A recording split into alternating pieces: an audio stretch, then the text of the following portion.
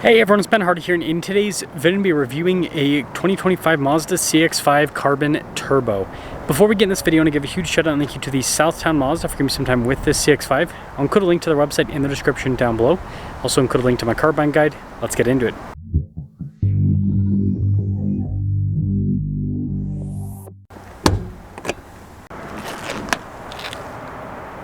Under the hood, we have a turbo 2.5 liter 4-cylinder that goes through a 6-speed automatic. Fuel economy is 22 around town and then 27 on the highway, with power outputs being 227 horsepower and then 310 pound-feet of torque. If you had premium, you get 250 horsepower and then 320 pound-feet of torque. Before I move forward with this review, I do want to mention if you want to see more videos just like this, then I recommend you subscribe because I post content every single day. So starting with the hood, you guys can see the distinctive lines there on either side, but overall Mazda keeps it pretty simplistic with the design, but it looks really good. Same thing with the headlights. Nothing too crazy here, and let me get a little bit closer because of the lighting. But still, looks really good. You can notice the grill's all blacked out, same thing with the trim here at the bottom. So it's got a nice contrast between the black and the white with this car. Now around the side here, our tire wheel setup is 225 by 55 by 19 in the front and over in the rear, and you can see here with the wheels completely blacked out, and then you've got the blacked out fender flares. Same thing with the trim here on the side and the mirror caps. Lots of blacked out trim, but there's your side profile. Now this leads us to the key fob. So you've got the Mazda logo there, and then nothing on that side, but we do have the lock and unlock and opening for the hatch on the other side, and pop it open. Now popping into the rear, you guys can see we've got a cargo cover built in from the factory and quite a bit of storage space in the back. Again, this is similar in size to a Toyota RAV4 that's kind of like its main competitor. We'll talk about that in a little bit. But yeah, it's practical. When you're all done, just press this button up top and it's power. Now we've got the taillights, which I think are pretty cool with the overall design, if you ask me. And then you got the Mazda logo there in the center. Dual outlet exhaust tips here, and the back end of the CX-5 hasn't changed all that much over the years, but still looks good. Now taking a look at the door panel, you can see the stitching here at the top and down below. Very high quality looking and feeling. And look at these seats. Speaking of high quality, really like the trim all down the center. I'm gonna quickly pop in. Legroom back here is good. We've got a little storage pocket. We've got some vents here in the back as well. And then this does kind of slope down a little bit, but overall headroom's good. Now taking a look at the front door panel, same thing with the soft touch trim and down below. We've got all of our window controls here, mirror adjustments, and then you can see here with the mirrors. And then look at these seats. Really like this design. It's called terracotta. And then you got memory seat function on the side with your power adjustments, and then more of that nice trim here on the dash.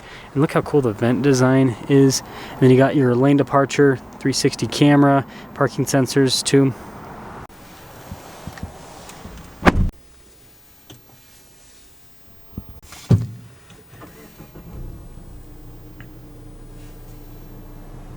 Now taking a look at the steering wheel, you've got nice soft touch trim all around, stitching that in the center. Paddle shifters here on the back.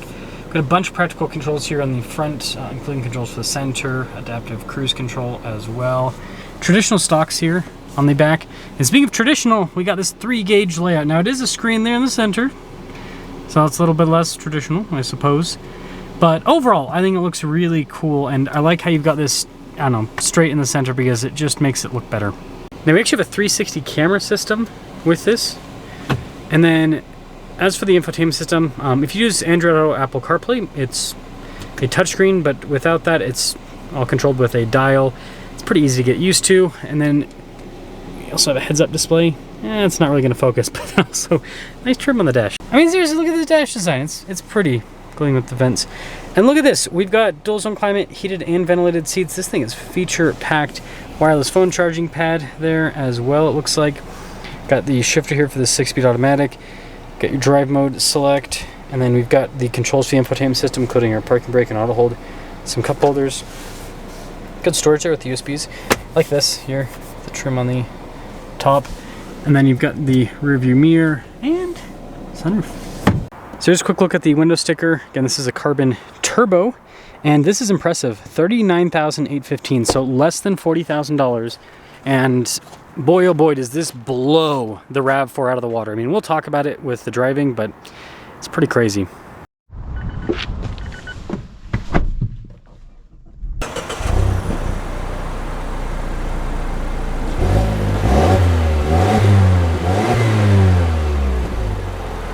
Let's talk about visibility before you set off.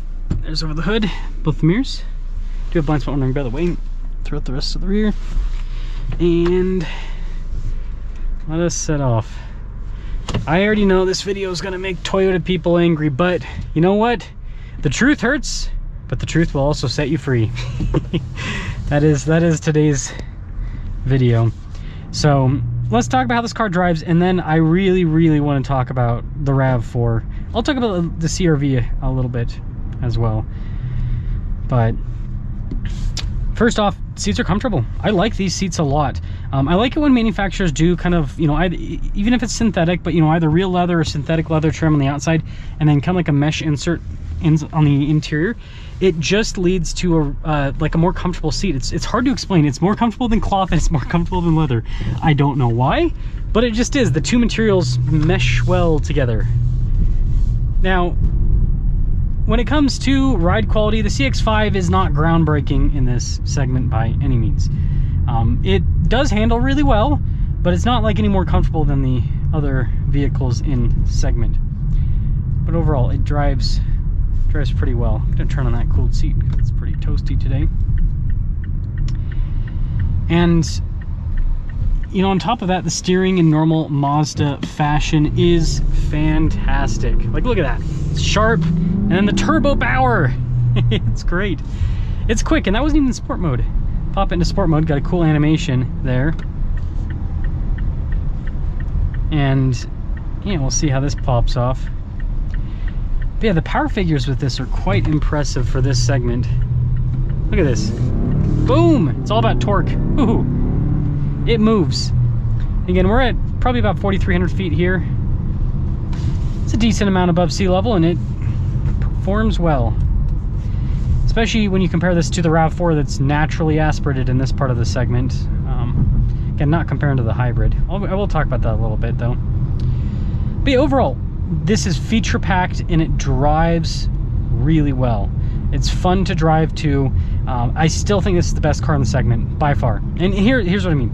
So Honda with the CR-V, they offer a hybrid and then the non-hybrid. The non-hybrid is pretty lackluster. The hybrid CR-V is really good. So if you get a hybrid CR-V over this, I can understand that because Mazda does not offer a hybrid with this. And I say the same thing with the Toyota RAV4. If Mazda offered a hybrid with this, you know, maybe I would kind of lean more towards the CX-5, but because they don't offer a hybrid, I do think that's a little bit of a, I don't know, oversight by Mazda to an extent, and that would be the benefit of those. But when you look at the 1.5 in the CR-V, and you look at the naturally aspirated 2.5 in the RAV4, the 1.5 in the CR-V has problems. The RAV4 engine is actually pretty reliable, but my question to you is, why would you buy a car that is more expensive than this to get the same features, has less power, less torque, and frankly, this is reliable. This powertrain has been shown to be pretty darn reliable. And so it's like, this is objectively a much better car compared to a similarly priced RAV4 and a similarly priced CR-V if you're not looking at the hybrids, if you're looking at the standard engines. And so I don't, in my mind, it's the CX-5 is a no-brainer with this. Again, 360 camera, heated cooled seats, heads-up display, blind spot monitoring, adaptive cruise control. It has everything. It literally has everything. And so, yeah, I don't know. I think that you should question yourself quite a bit if you end up buying a CR-V or a RAV4 over this. Again, look at Mazda's reliability ratings. They are better than Toyota and Honda. So it's like, again, this car is less money, more reliable, same features, more power, looks better, drives better. What are you getting out of the Toyota and the Honda? Again, non-hybrids. What are you getting out of them? Nothing. The badge? That's stupid. Let me know your thoughts.